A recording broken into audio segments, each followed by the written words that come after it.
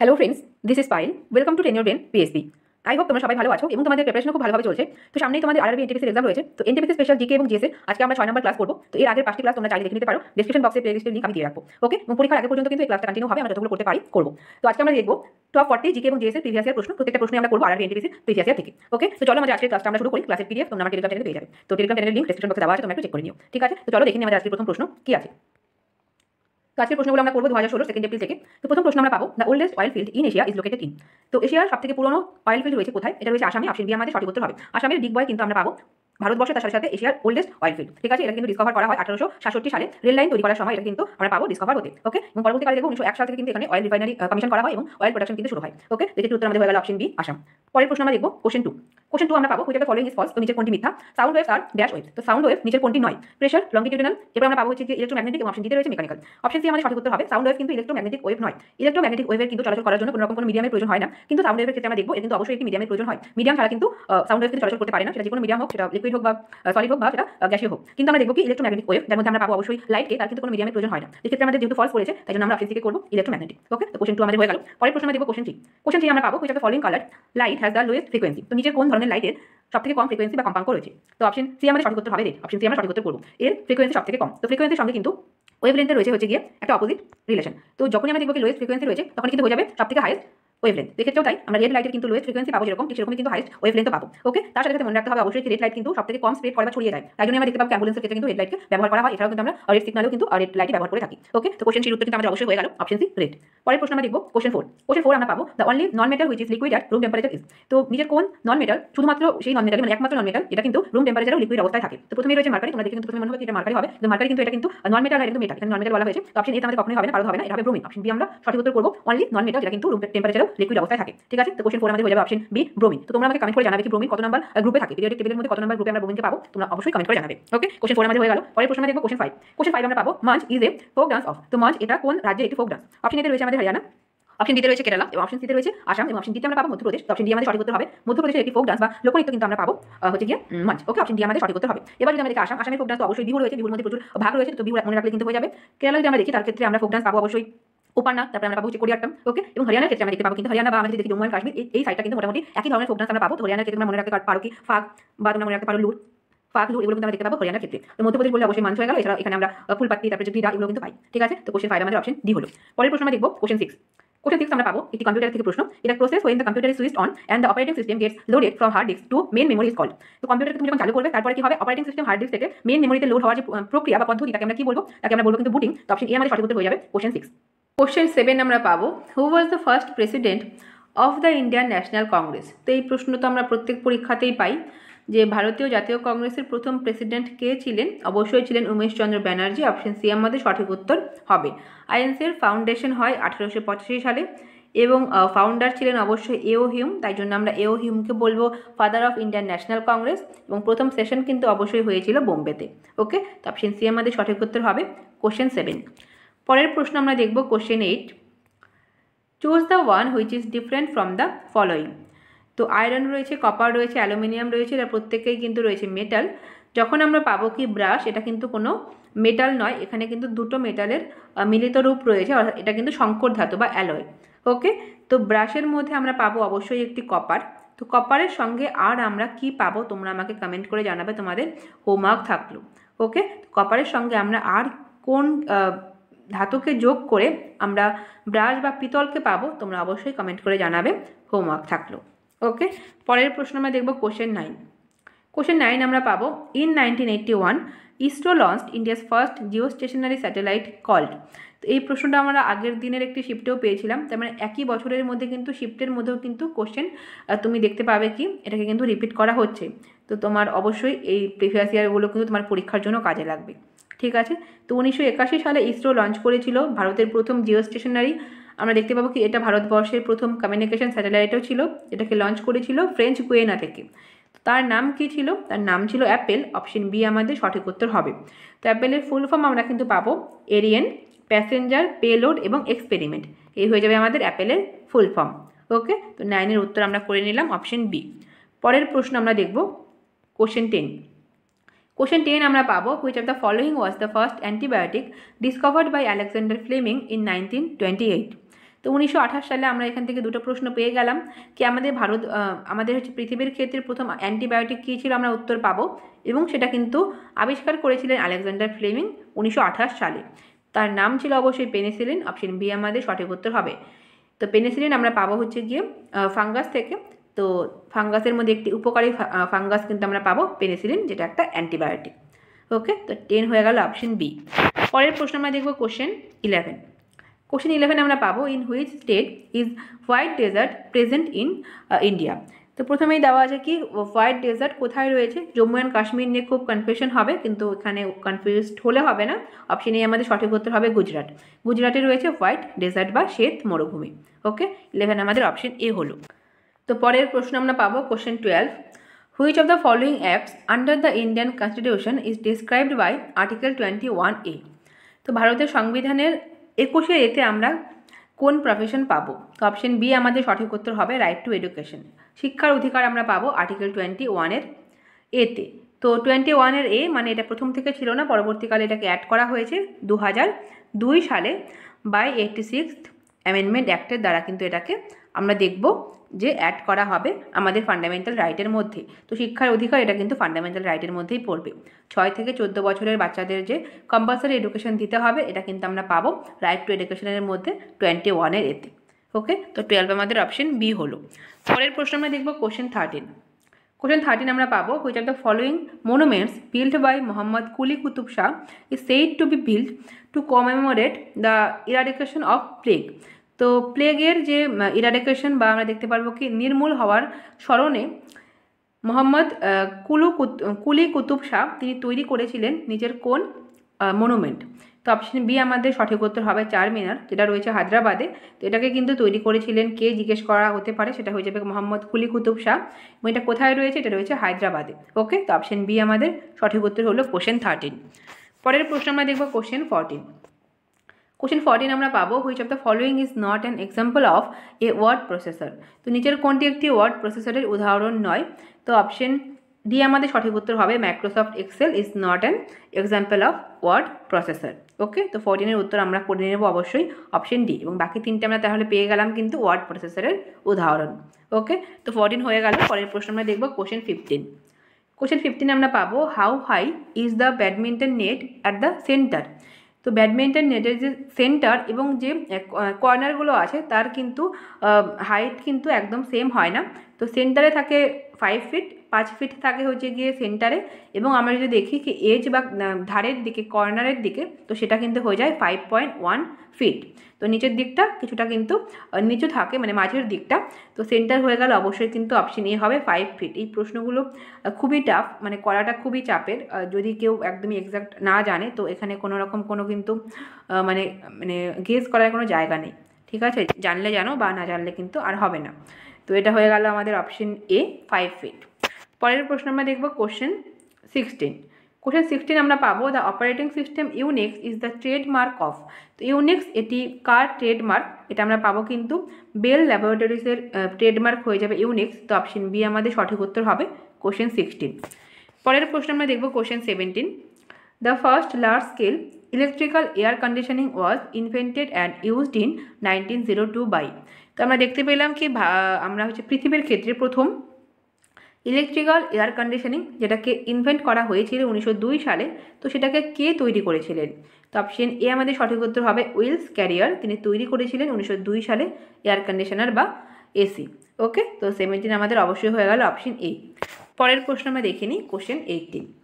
Question 18 আমরা পাবো which of the following is the most common kidney stone forming compound. তো নিচের কোনটি আমরা দেখতে পাবো কি কিডনি স্টোন তৈরি হওয়ার জন্য কিন্তু মেন কম্পাউন্ড। তো অপশন এ আমাদের সঠিক উত্তর হবে ক্যালসিয়াম অক্সালেট, কিন্তু হয়ে যাবে কিডনি স্টোনের তৈরির ক্ষেত্রে মেন কম্পাউন্ড। ওকে, তো অপশন এ আমাদের সঠিক উত্তর হলো 80। তো পরের প্রশ্ন আমরা পাবো question 19। The first underground glacier of frozen water was discovered in. তো প্রথমবারের জন্য আন্ডারগ্রাউন্ড বা মাটির নিচে কী পাওয়া গেছে, গ্লেশিয়ার বা হিমবাহ আবিষ্কৃত হয়েছে, যেটা ফ্রোজেন ওয়াটারের। তো সেটা কোথায় আবিষ্কৃত হয়েছে। তো অপশন এ আমাদের সঠিক উত্তর হবে মার্স বা মঙ্গল গ্রহে কিন্তু আবিষ্কার করা হয়েছিল। তো 19 উত্তর আমাদের হয়ে গেল অপশন এ। পরের প্রশ্ন আমরা দেখব কোশ্চেন 20। কোশ্চেন 20 আমরা পাবো which of the following species does not breed through budding. তো বাডিং এটা কিন্তু সেক্সুয়াল রিপ্রোডাকশন নয়, এটা কিন্তু এসেক্সুয়াল রিপ্রোডাকশনের একটি টাইপ। তো বাডিংয়ের মাধ্যমে নিজের কোনটি ব্রিড বা বংশ বিস্তার করে না? কোরাল, হাইড্রা এবং স্পঞ্জেস এরা প্রত্যেকেই কিন্তু বাডিংয়ের মাধ্যমেই ব্রিড করে থাকে। যেটি করে না সেটা হয়ে যাবে অ্যানিলিডা। অ্যানিলিডা কিন্তু সেক্সুয়াল রিপ্রোডাকশন করে। তো অপশন ডি আমাদের সঠিক উত্তর হবে কোশ্চেন 20। পরের প্রশ্ন আমরা দেখব কোশ্চেন 21 আমরা পাবো which astronomer was sentence to house arrest for proposing the heliocentric theory. Heliocentric theory মানে কি সূর্য মাঝখানে আছে এবং গ্রহরা কিন্তু সূর্যের চারপাশে প্রদক্ষিণ করছে। এই যে থিওরি এর দেওয়ার জন্য কাকে, কোন অ্যাস্ট্রোনমারকে হাউস অ্যারেস্ট করা হয়েছিল বা গৃহবন্দী করা হয়েছিল? তো গ্যালিলিও আমাদের সঠিক উত্তর হবে, অপশন বি আমরা সঠিক উত্তর করব 21। পরের প্রশ্ন আমরা দেখব কোশ্চেন 22 আমরা পাবো the filament of light bulb is made up of. তো লাইটের মধ্যে যে আমরা দেখতে পাবো কি ফিলামেন্ট, সেটা কিসের তৈরি হয়? সেটা হয় টাংস্টেনের তৈরি। তো অপশন সি আমাদের সঠিক উত্তর হয়ে যাবে কোশ্চেন 22।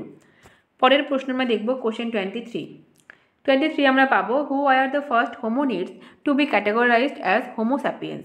তো নিচের কোনটি প্রথম হোমোস্যাপিয়েন্স হিসেবে ক্যাটেগরাইজড করা হয়েছিল? তো ম্যাগনন। তো অপশন বি আমাদের সঠিক উত্তর হবে, যাকে প্রথম হোমোস্যাপিয়েন্স হিসেবে কিন্তু রিকগনাইজ বা ক্যাটেগরাইজ করা হয়েছিল। ওকে, তো 23 আমাদের অপশন বি হলো। পরের প্রশ্ন আমরা দেখব কোশ্চেন 24 আমরা পাবো which of the following is not an effect of noise pollution. তো নিচের কোনটি একটি শব্দ দূষণের প্রভাব নয়? তো ডেথ অফ অ্যানিমেলস শব্দ দূষণের জন্য হতে পারে, টিনিটাস এটা হতে পারে, হাইপার টেনশন তো অবশ্যই হতে পারে, যেটা হতে পারে না সেটা কিন্তু ওজোন ডিপ্রেশন। অপশন ডি আমরা সঠিক উত্তর করব।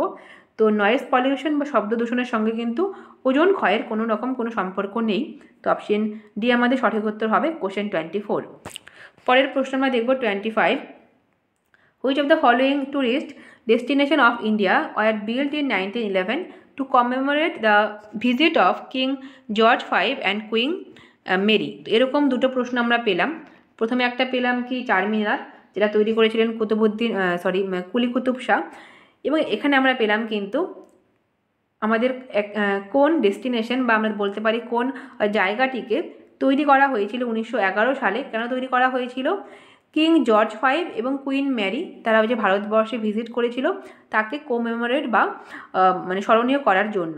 তো সঠিক উত্তর আমাদের হবে option B Gateway of India. Gateway of India কিন্তু তৈরি করা হয়েছিল 1911 সালে।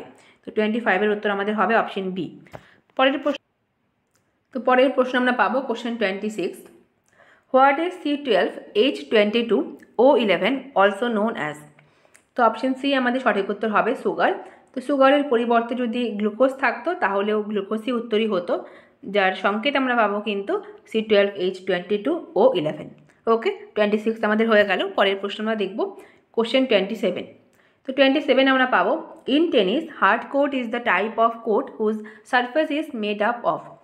তো আমরা টেনিসের ক্ষেত্রে আমরা 3 ধরনের কোর্ট দেখতে পাই, তার মধ্যে একটি অবশ্যই হার্ড কোর্ট। তো হার্ড কোর্টের যে সারফেস সেটা কী দিয়ে তৈরি করা হয়? অপশনেতে রয়েছে ক্লে দিয়ে তৈরি করা হয় অবশ্যই ক্লে কোর্ট। তো ক্লে কোর্ট আমরা ব্যবহার হতে দেখবো হচ্ছে গিয়ে ফ্রেঞ্চ ওপেনের ক্ষেত্রে। গ্রাস কোর্ট তো অবশ্যই গ্রাস দিয়ে তৈরি করা হবে, যেটা দেখতে পাবো আমরা উইম্বলডন টেনিসের ক্ষেত্রে বা গ্র্যান্ড স্ল্যামের ক্ষেত্রে। এবং কনক্রিট দিয়ে তৈরি করা হয় কিন্তু হার্ড কোর্ট ব্যবহার করা হয় US ওপেন এবং অস্ট্রেলিয়ান ওপেন, এই দুটোর ক্ষেত্রেই কিন্তু হার্ড কোর্ট ব্যবহার করা হয়, যার সারফেস তৈরি করা হয় কনক্রিট দিয়ে। তো অপশন সি আমাদের সঠিক উত্তর হলো কোশ্চেন 27। পরের প্রশ্ন আমরা দেখব কোশ্চেন 28 আমরা পাবো এটা হবে জামা। তো Jama Masjid of Delhi was constructed by whom. তো জামা মসজিদ যেটা দিল্লিতে রয়েছে সেটা তৈরি করেছিলেন কে? ফিরোজ শাহ তুগলক, বাবর, শেরশাহ হবে না, সঠিক উত্তর আমাদের হবে শাহজাহান। অপশন ডি আমরা সঠিক উত্তর করব কোশ্চেন 28।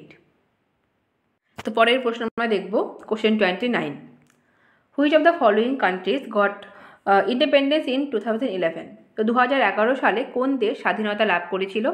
অপশন সি আমাদের সঠিক উত্তর হবে সাউথ সুদান।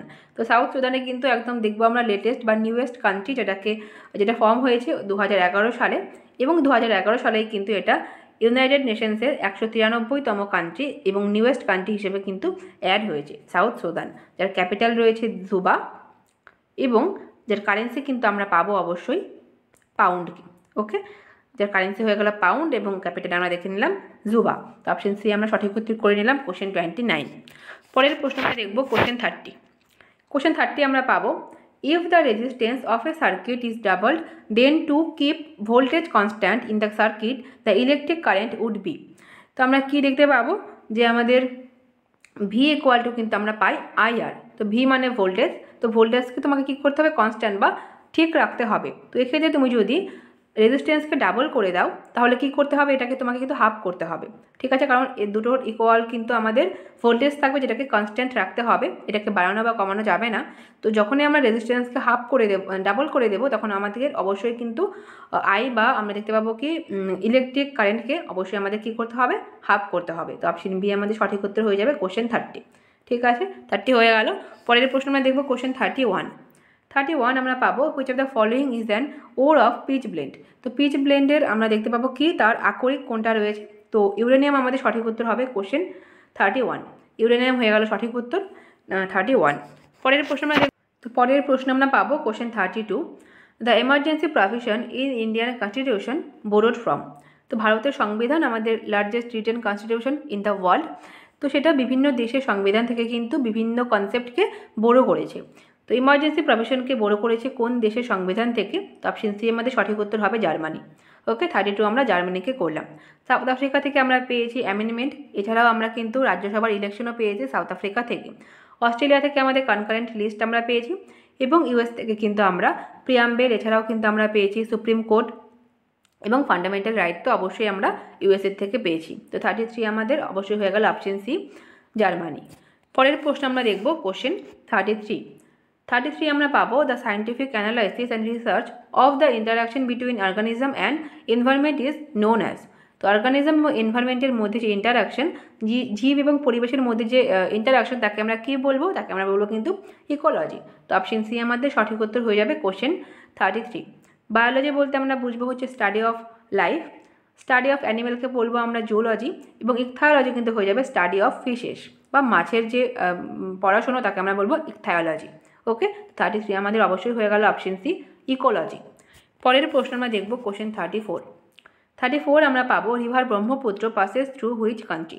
তো রিভার ব্রহ্মপুত্র আমরা দেখতে পাবো কি চায়না থেকে তৈরি হয়েছে, সেখানে তার নাম ছিল সাংপো, এবং ভারতবর্ষে ঢোকার পরে তার নাম হয়ে যাবে ব্রহ্মপুত্র, এবং বাংলাদেশে ঢোকার পরে কিন্তু তার নাম হয়ে যাবে যমুনা। এর নামটা কিন্তু যমুনা হবে, এটা কিন্তু ইয়ামুনা নয়, স্পেলিংটা যমুনা হয়ে যাবে যে হবে।